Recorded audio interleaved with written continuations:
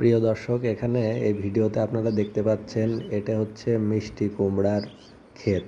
অর্থাৎ চারদিকে মিষ্টি কুমড়া লাগানো হয়েছে এবং মাঝখানে এখানে খুঁটির মতো তৈরি করে এখানে ঝুলিয়ে দেওয়া হয়েছে।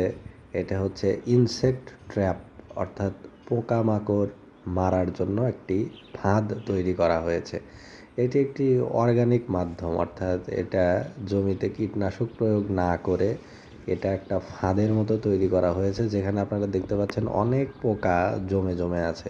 অর্থাৎ এই পোকা এখানে একটা কেমিক্যাল ইউজ করা থাকে, যেটার আকর্ষণে পোকা এর ভিতরে প্রবেশ করে এবং এর ভিতরে প্রবেশ করলে তখন পোকা এখানে গিয়ে আটকে পড়ে এবং এ আর বেরোতে পারে না এবং ওখানেই মারা পড়ে।